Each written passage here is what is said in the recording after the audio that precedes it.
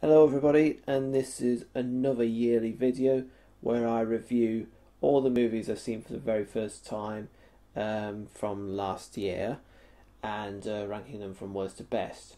Now, of course, as you might have seen whilst reading the title, I'm reviewing movies that I saw for the very first time in 2021, i.e. last year. And, well, obviously, we've been through a lot last year, and, well, thankfully the lockdown is over, so good riddance to that, and we can enjoy ourselves, genuinely, that is. Anyway, in regards to those movies, they are not just ones that I saw in cinemas, but also ones that I saw but just didn't get around to seeing before last year. So they could be on the TV or on some streaming sites or on DVDs, whatever. So I've now rounded up all these movies, and in total I have watched 64 movies for the first time. So as usual, I'll be starting with my least favourite. That is Epic Movie. Yep, Jason Friedberg and Aaron Seltzer's atrocity of a so-called epic movie. I would take it over disaster movies because simply it's relating to more to the point, whereas disaster movie had nothing to do with other disaster movies. I mean, epic movie, yeah, at least it kept within the point, but yeah, it's not even epic. All it is just forced pop cultural references and parodies that don't even make sense, and times when it's just obnoxious for the sake of being obnoxious. I mean, that's Friedberg and Setzer for you. But unfortunately, this is not the only movie of theirs that I watched last year, as you'll see in the next one, which is Meet the Spartans. I like this one a little bit better than the others that I had watched in my life. Well, only a small percentage better than Disaster, Date and Epic movies. I think one thing that helped, I think that was slightly more of an epic movie than Epic Movie was, and plus the fact that Sean Maguire does a really good job. In fact, yeah, I remember him from as Tegs from Grange Hill and Aidan Rosnan from EastEnders. It's amazing how far into Hollywood that he's moved. Unfortunately, though, it's still not that good. Because, yeah, once again, the usual Freebird and Seltzer stuff. Sometimes I kind of wonder, will they ever make a good movie this time? Well, apart from Scary Movie. I mean, that was pretty much their only decent movie. Even though they didn't direct that, they just wrote it. But, well, I doubt that they're going to make a good movie anytime soon. That's both of their movies out the way. Now on to a remake of a Disney cartoon that is Maleficent. I thought it started off good. I did like how it portrayed Maleficent's childhood. The way she was flapping her eagle wings across her home forest. I kind of did like the romance between her and Stefan, but yeah, those Disney remakes don't really have much original to offer. Unfortunately, though, I think once it gets to the cursing scene, it goes way downhill. It's a right betrayal to my childhood. I remember Sleeping Beauty was taped off the TV, and I have great fond memories of watching that cartoon. Why I say it's a betrayal, because King Stefan, yeah, they turn him into a right nasty character. I mean, when Aurora comes back, he doesn't even say hello to her. He doesn't even, embrace her and give her a nice fatherly hug or something. He summons his guards to lock her in a dungeon. That's really messed up.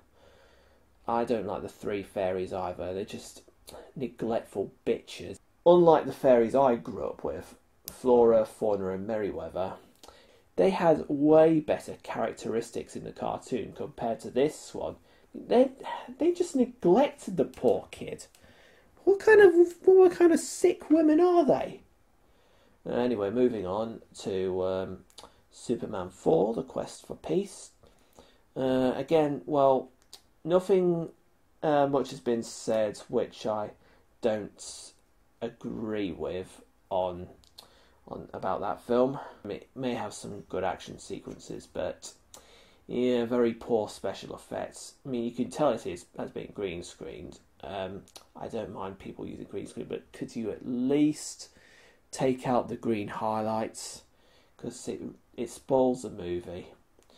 The first three Superman movies were much more careful with those effects. And now back to Disney remakes. This time we got Tim Burton's version of Dumbo. I didn't have any faith in this film, I have to admit. Dumbo was another cartoon that I grew up with as a kid. Also taped that off the TV. And I have great fond memories of that one.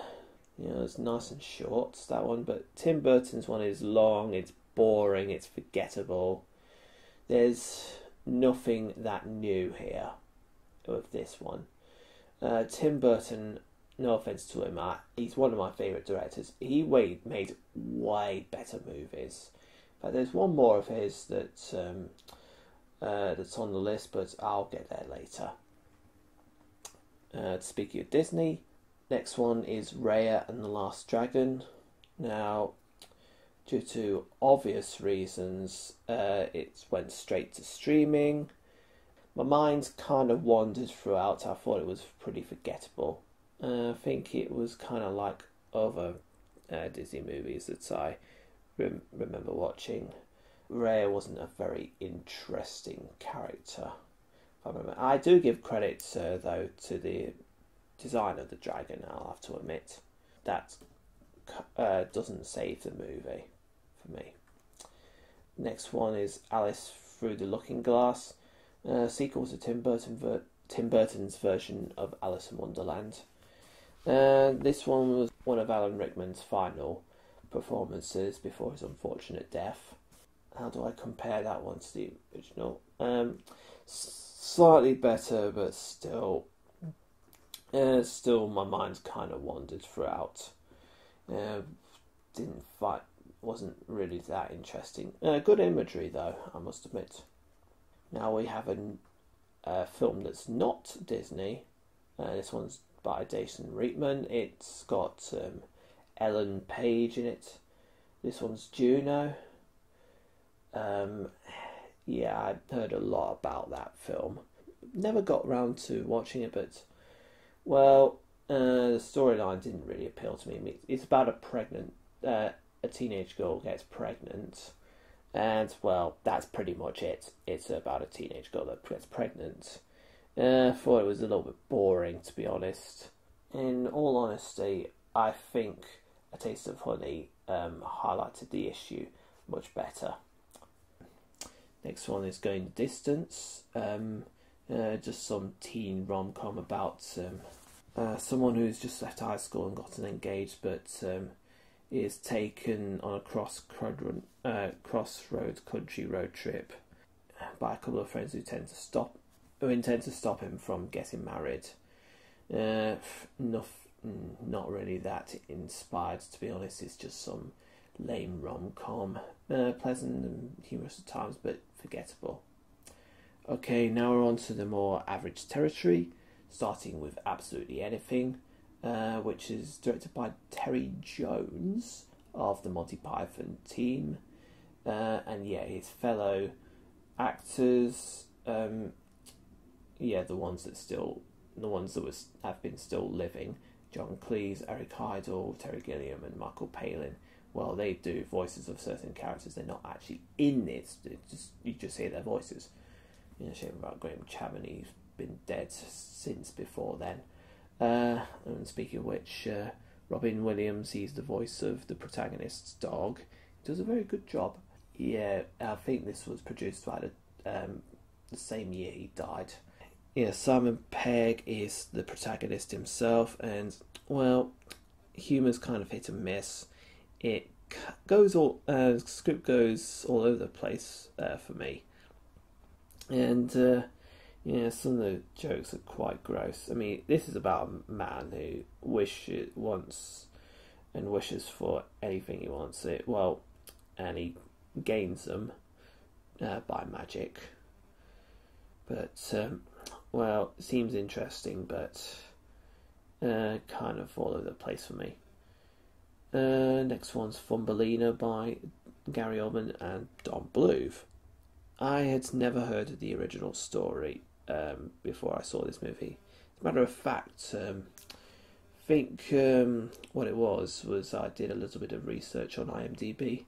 Found that the Little Rascals movies music is quite similar to Thumbelina's, so I thought, oh, okay, I'll check it out. Plus the fact it's one of Don Bluth's movies. Yeah, it's about a lady who's is born the size of a human thumb, and the rest of humans and things in real life are giants in her view. I mean,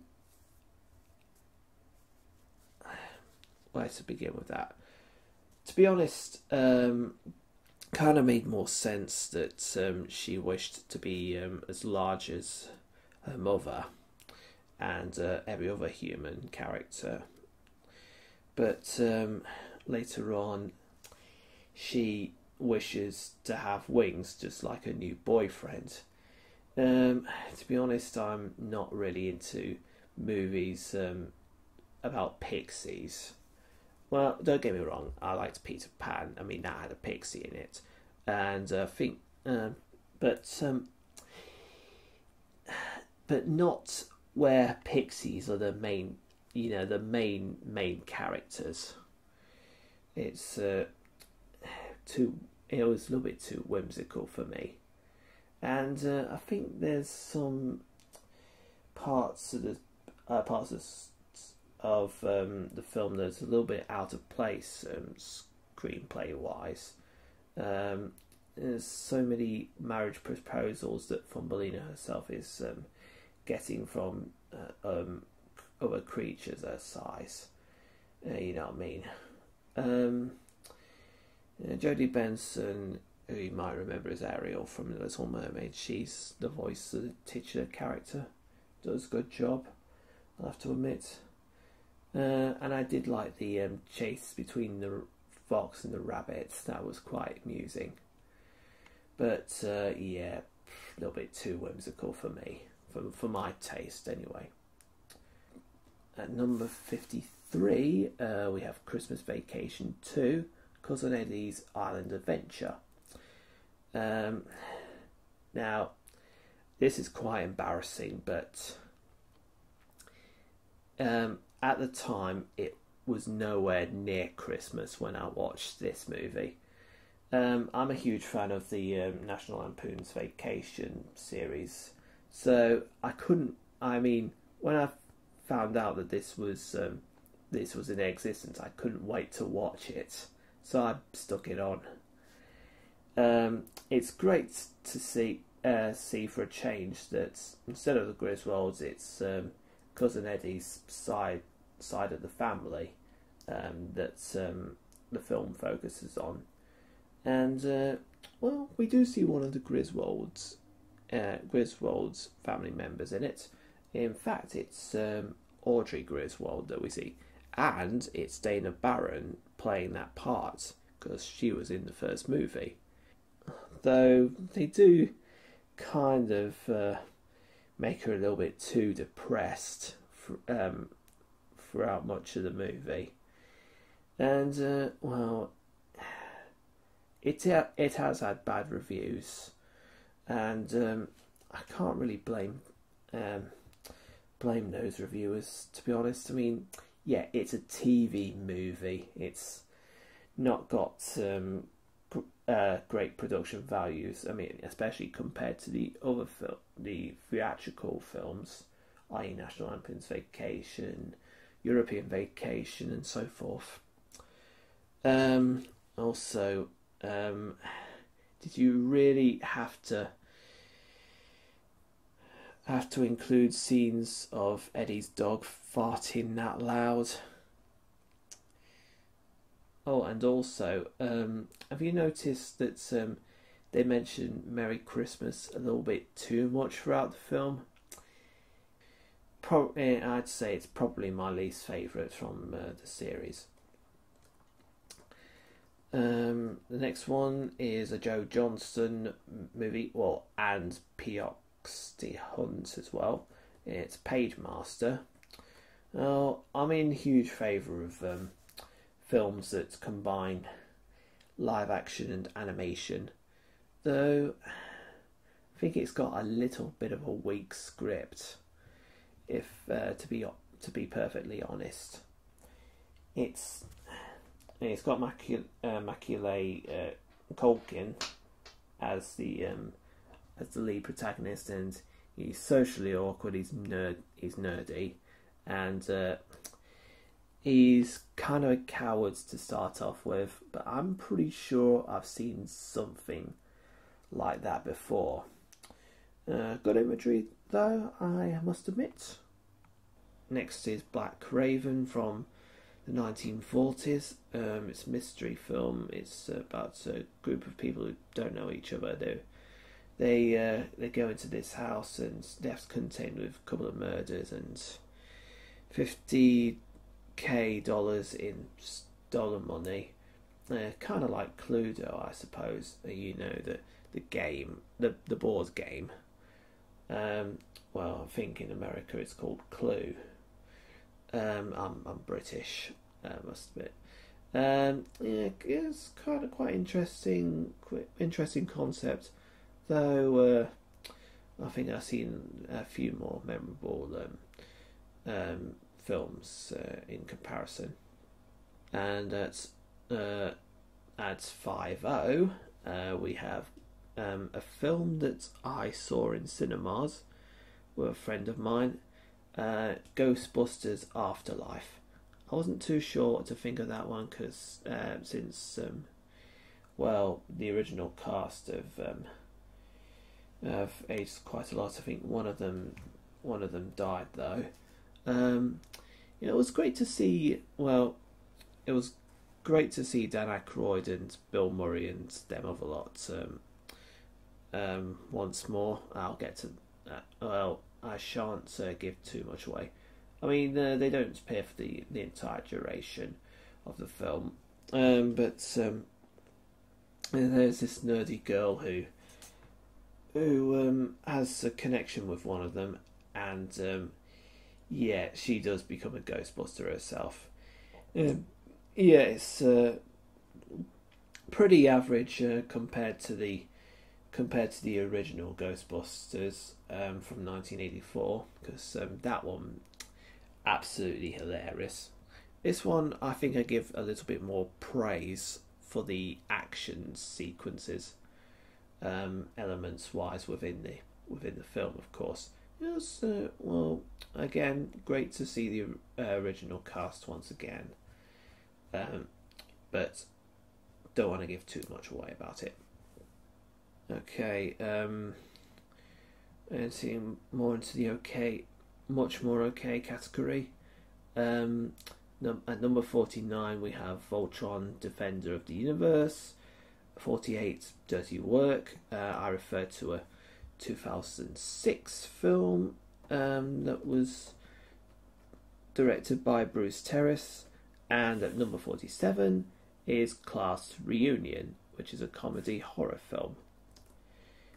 And now we have at number 46 a film that I saw in cinemas by Robert Schwentz. I can't pronounce it. It's called Snake Eyes G.I. Joe Origins. Yeah, I remember watching the G.I. Joe cartoon, and it was very action packed. And I wouldn't say this one is quite as good, but it's still got great action sequences. Next up, we have Toys, which stars Robin Williams and is directed by Barry Levinson. Very colourful.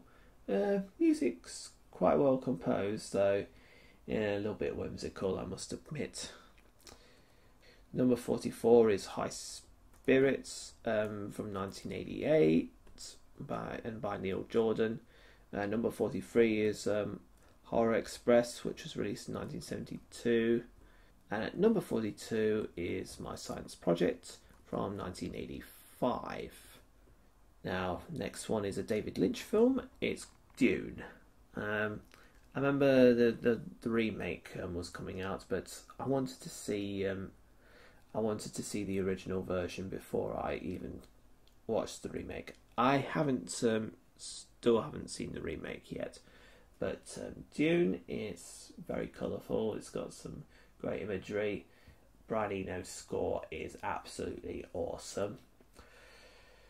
And Sting plays is quite an underrated actor. And he's a great musician by all means, but underrated when it comes to acting. I mean, I do admit it's not brilliant. It's still pleasant though. Next up is Breakfast at Tiffany's, by Blake Edwards. It's very much definitely amusing. It's quite romantic. I've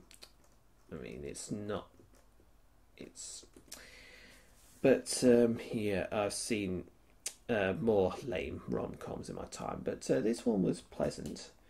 And well, I don't care much what people have said about Mickey Rooney's character. I mean, he played it excellently. I mean, even if there was someone playing a Canadian, I wouldn't have taken offence whatsoever. So, I suppose in a way, though, he does go a little bit overboard, I must admit. Next up is Time Stalkers, some TV movie from 1987 about a history professor who gets himself involved in a little bit of time travel.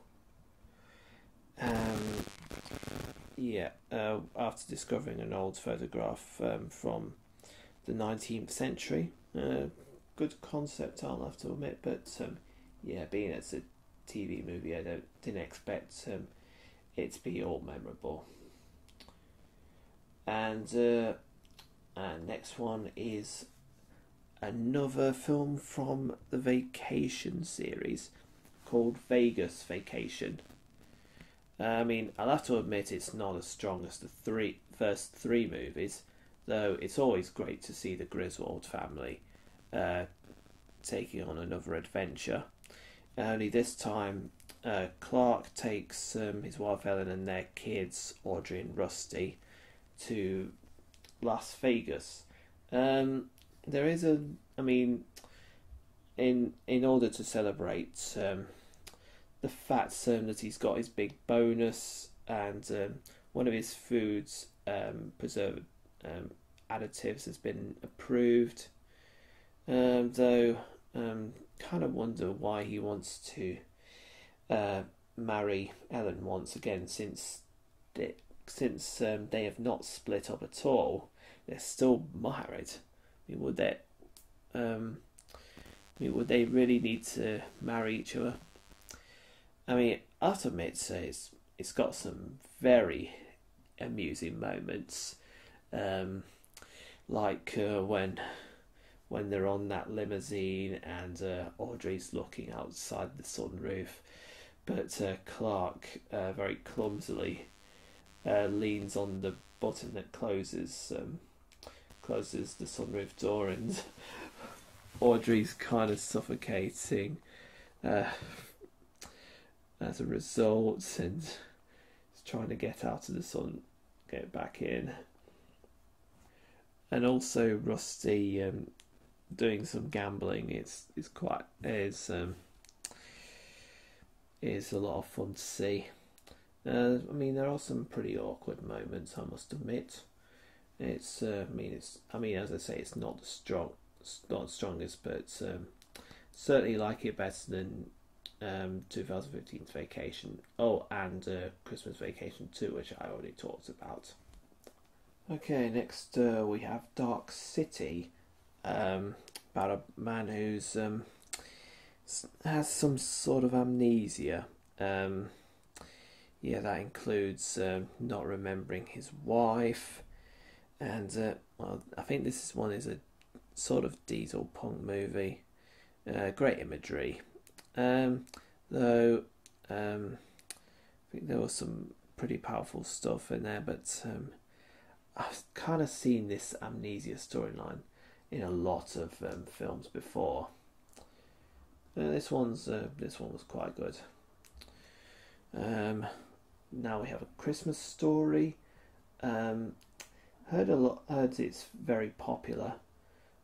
It's about a lad who wants a BB gun for Christmas.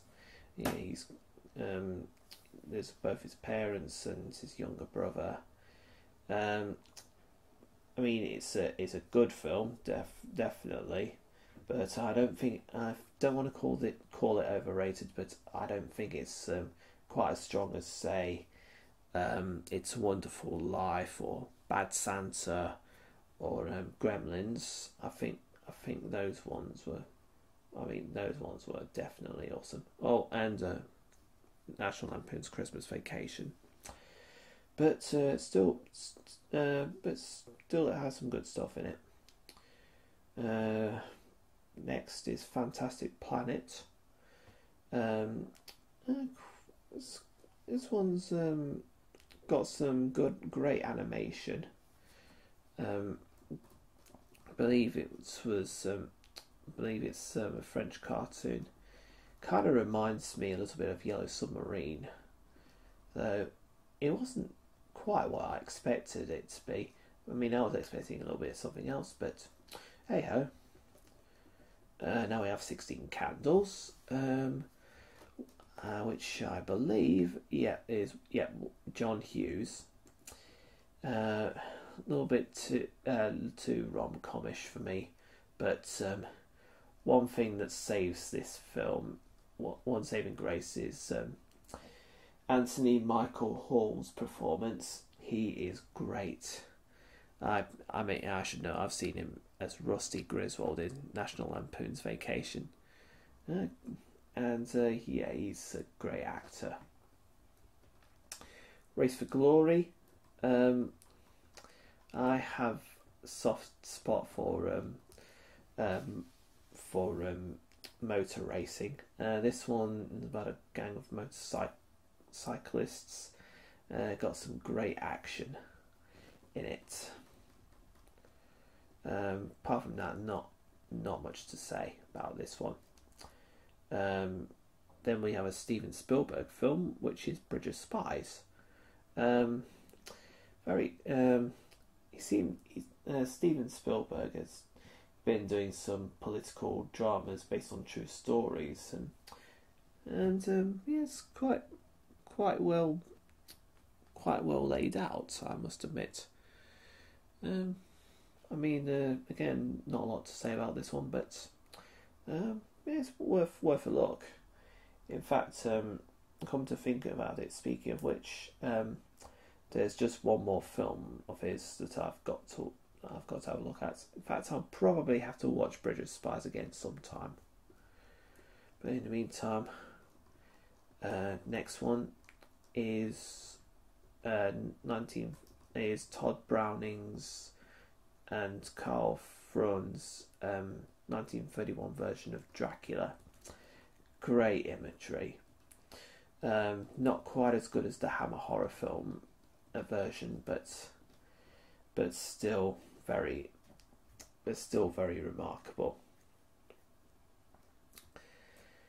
Okay, back to Disney now with the animation studio's most recent film, Encanto, and of course they've reached the big 6-0 with this one. Yep, it's their 60th one to be released. Liked it better. Well, I thought it was better than I thought. A great Mexican soundtrack with many modern Disney films. It's had great imagery. I liked it a lot better than Frozen and Moana. Don't think it's as good as Zootopia though. I mean, a lot of the human characters seem, smiling and having their hands next to their faces. It's but still worth checking out. And speaking of films that just come out, Fast and Furious 9 is next. Always a lot of fun to see. I have a guilty pleasure for Fast and Furious. I love seeing those fast cars in action. Wouldn't say it's as good as say Fast and Furious 7 or Fast and Furious 5, which had cars launching out of planes and a car dragging a safe along respectively, but still enjoyable. Back to Disney now with Stardust. Fantastic imagery. Not a lot to say about this one, but still quite well laid out. Next one is Robert Zemeckis' version of A Christmas Carol. The animation's great. Jim Carrey's performance as Ebenezer Scrooge is also great. I mean, I have seen a lot of versions of A Christmas Carol before, but still, this is a good one. And yeah, I like the way Ghost of Christmas Yet to Come was represented by nothing but a shadow. Very well laid out, this one. Now the next one is one that I appeared as an extra in. Yeah, this one is called Art is Dead. It was directed by Luke Oliver, who also has a starring role, and it was basically made by Gatling Gun Productions, which for those of you who don't know is a production company that's based in Leicestershire. This one's about a group of actors who have been underrepresented for some times, and they sort of kidnap the producers, and in fact, as a matter of fact, I was my role in this one is one of the attendees for an award ceremony, which the protagonist wins an award for, and yeah, his speech is amazing. I won't give too much away though, but it's worth watching. And on to DreamWorks now with Madagascar. Yeah, this one's got David Schwimmer who voices the giraffe. I think Chris Rock voices the zebra. It's about a group of zoo animals who escape from a zoo, I think somewhere in New York, and then they go to some tropical island, and the adventure they have is amazing. A little bit of an obnoxious humour, I must admit, but a little bit in your face at the time, but still, it's still entertaining.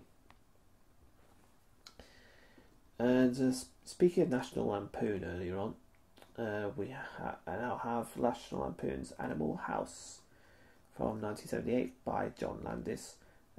Very amusing, and and it was kind of the starts of the National Lampoon series. Nothing much else to say, I must admit. Next is Morons from Outer Space, which has Mel Smith and Griff Rhys-Jones in it. And it was directed by that same bloke who did Get Carter, Mike Hodges. It's a little bit stupid in places, but it's entertaining and it's hilarious. What could I possibly hate about this one? Next is a TV movie called The Canterville Ghost, and it's about got a good concept. It's about a young lady who befriends this mischievous ghost who's trying to force the family out of the house. Very amusing. It's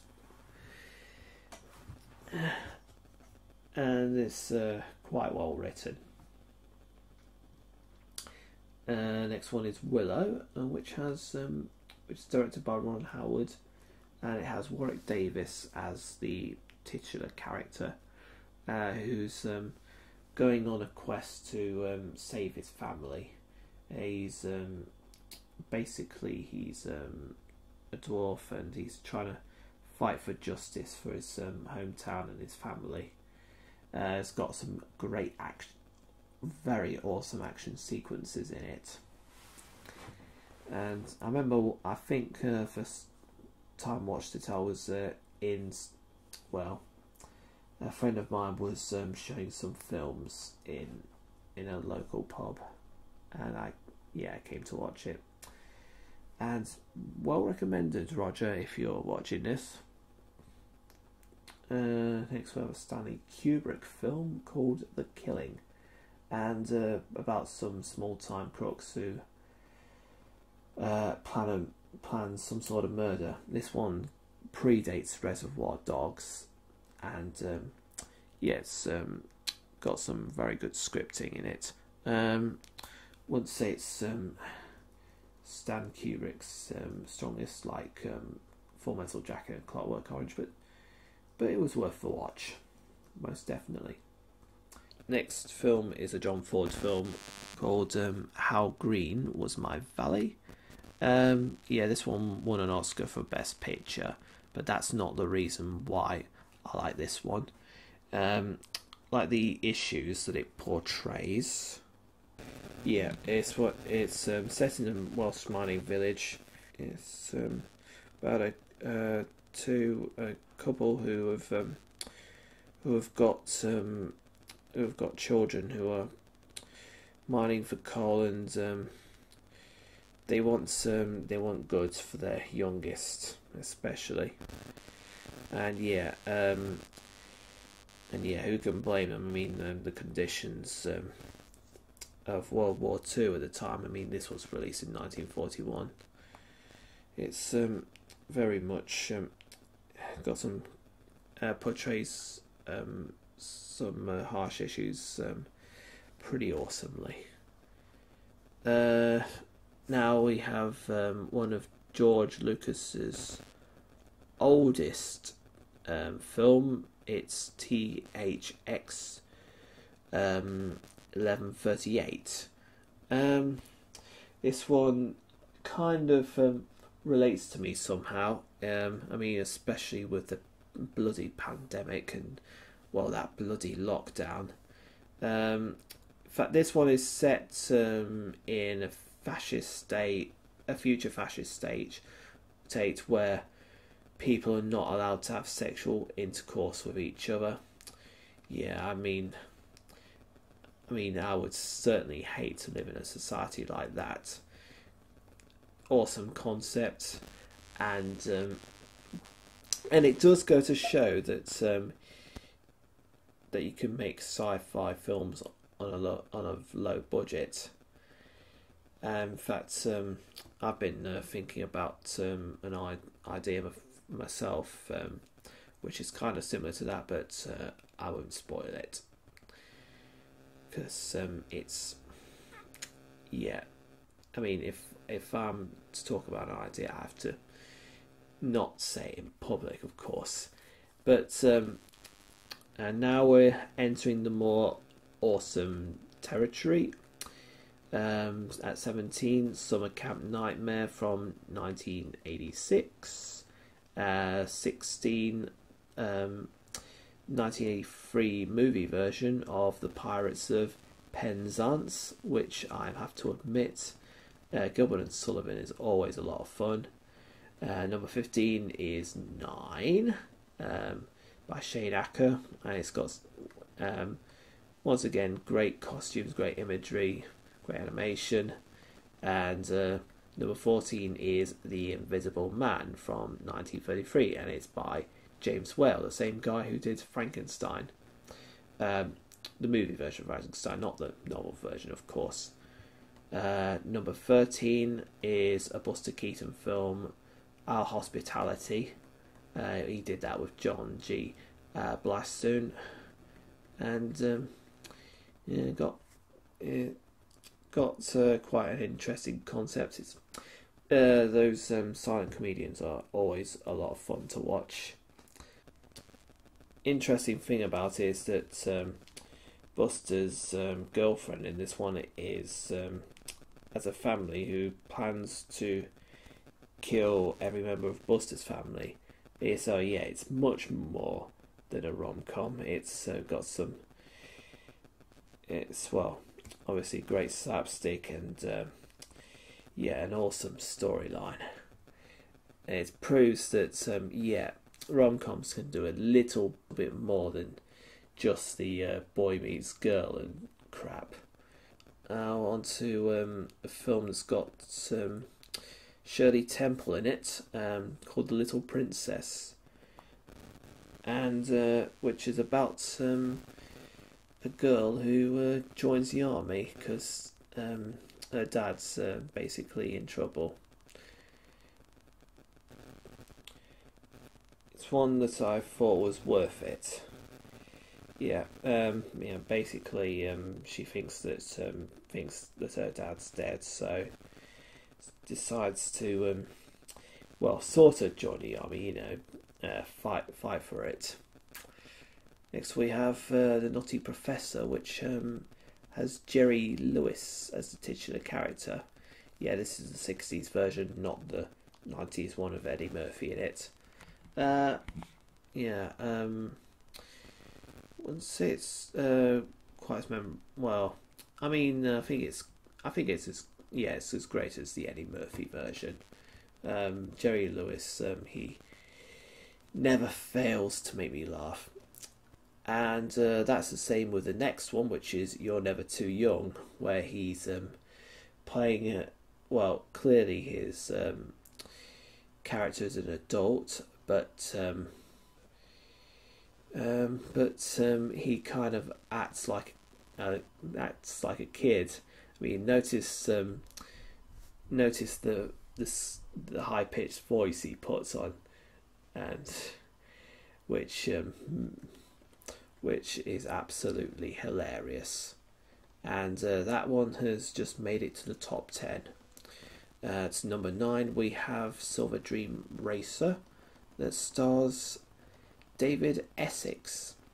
I mean, ever since I saw him as Eddie Moon in EastEnders, I knew that David Essex was a brilliant actor as well as an awesome musician, and Silver Dream Racer certainly proves that.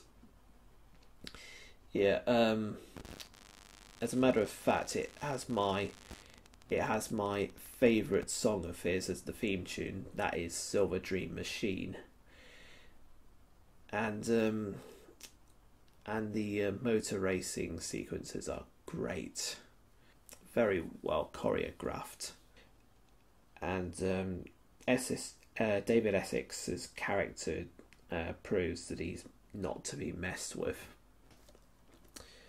Next one is a film that I saw in cinemas called The Sparks Brothers. I saw it at the Phoenix in Leicester when it came out. This one's by Edgar Wright. It's a documentary film. Considering a lot of documentary films that I've watched over the years, a lot of them seem to be about basic stuff. But this one, very well laid out and very well edited. Very much glad I watched it. I love the Sparks. They've released some awesome material over the years. This town ain't big enough for the both of us. Be the Clark, Dick Around. Excuse my language. Yeah, that's what it was. One of their songs was called, and so forth. The next one is a film that I'd been meaning to watch for so long. It's a Billy Wilder film. It's called Some Like It Hot, and I remember when I did film studies, one of my teachers recommended that I watch that one. Somehow I'd never got round to it, but I am so glad that I did, because what an amazing storyline it's got. I mean, it's not just the fact that Marilyn Monroe happens to be in this one. It's got some great, also got some great music, and basically it's about a band that goes on the run, and it's done really. It's brilliant.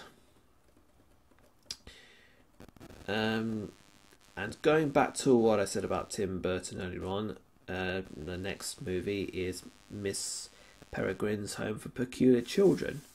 I love how technically it's it's sort of a remake, but it's adapted from a book, if I remember rightly, and the children are very well portrayed. And you can definitely tell how peculiar they are. One of them has the ability to lift someone up by air. Well, sorry, no, forget I said that. As the one of them can't stay on the ground, and I'd probably go on too much about it, but it shows that Tim Burton, he's still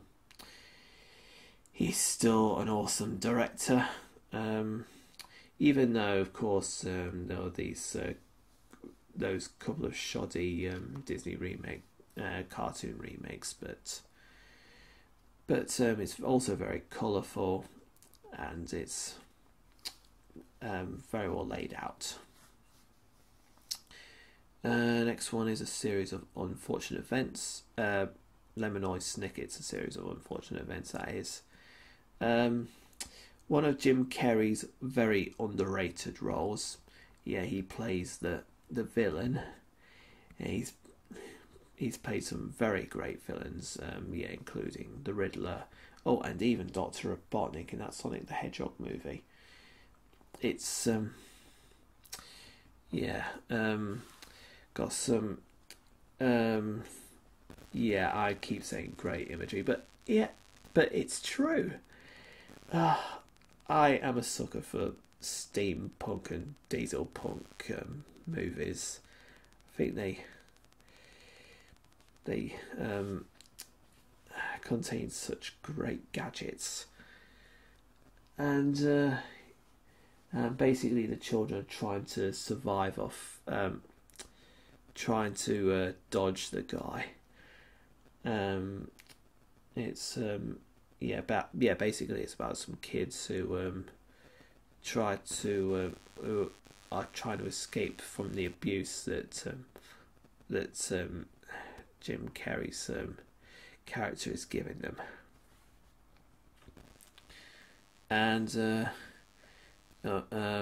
next we have another version of A Christmas Carol. This one's a British TV movie. This time has Ross Kemp as Ebenezer Scrooge, or should I say Eddie Scrooge. As a matter of fact, instead of Victorian Britain, it's set in modern day urban London, and basically, and yeah, Ross Kemp, he is awesome. I think ever since he played Grant Mitchell in EastEnders, he's played some very fuggish. Yeah, he's very fuggish in this version, and he often speaks rudely to people, like, "I'm trying to be nice to you," etc. He's still the hauntings he's getting from the ghosts of Christmas past, present, and future. His haunted feelings seem very genuine, and yeah, he's obviously haunted by the memories of his parents as well. And yeah, it does follow the book closely, well, apart from the different settings, and he's trying to, and of course he's trying to change his ways. I think, well, this is the best version of A Christmas Carol I've ever seen. I mean, yeah, I've seen Muppet Christmas Carol and the one with Alistair Sim in it, and the one with Patrick Stewart in it. I mean, so many good ones, but I think this one is the best, as it's well, I mean, it doesn't have to be. I mean, not every one has to be set in the exact periods when Charles Dickens wrote the novel. I mean, if you take a look at, for example, Oliver Twist and Disney's Oliver and Company. I mean, Oliver and Company, instead of Victorian London, is set in 80s New York and focuses on an orphan cat and a gang of dogs instead of young human lads. You get what I mean. Next, number 3, we have Blithe Spirit by David Lean. I remember once when I saw my uncle perform a spring play version of Blithe Spirit. Basically what it's about well, a married couple, only the husband comes across this ghost of his ex-wife, who plots to kill him in order to be reunited, for him to be reunited with her. And yeah, this is exactly what the film is, and yeah, it's had some very amusing it does come with some amusing consequences. Very, very great story. I would highly recommend that one. Number 2 is No Time to Die. A film that I saw in cinemas, and it's a good job that it eventually came into. And no thanks to the lockdown, it's awesome that we finally got to see the film in cinemas. Yeah, Daniel Craig, he's brilliant as James Bond, and this is probably one of the most emotional James Bond films to date, along with other films like On Her Majesty's Secret Service. Now, this one is really hard to talk about because, well, especially without mentioning the ending. I mean, I don't like to give anything away. I mean, especially to those who have not seen the film. I mean, put it this way, this film did make it very clear that this is Daniel Craig's final film as James Bond. I mean, he declared it.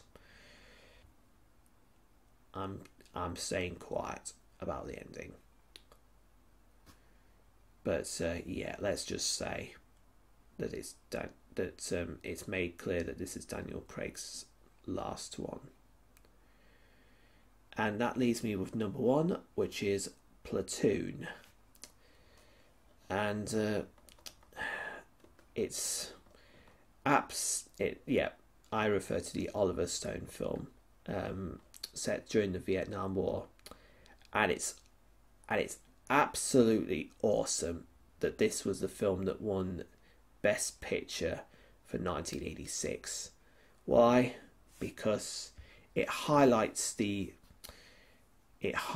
dramatic effects that the Vietnam War has had, not only on the residents of Vietnam, but also on the soldiers. And one of them gets some sort of post-traumatic stress disorder, thinking about the war whilst he's down there fighting. And there's one particular scene which is a little bit uncomfortable, as when he comes across one of his fellow soldiers who's being nasty to a Vietnamese family in a local village. And it's quite, and the main character himself, he intervenes, and it's very dramatic. I certainly wouldn't, I can sort of imagine that this might be happening in Ukraine right now.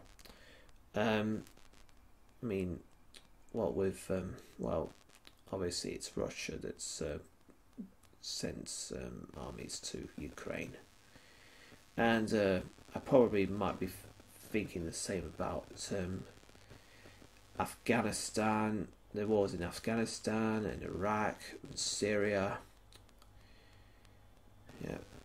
It's the drama in Platoon is very genuine.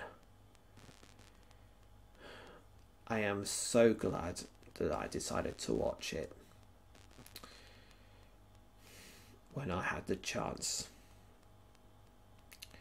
So that was all the movies that I saw for the very first time in 2021. Thank you all for watching, and see you in the next video. And do feel free to leave your comments below and subscribe. Thank you.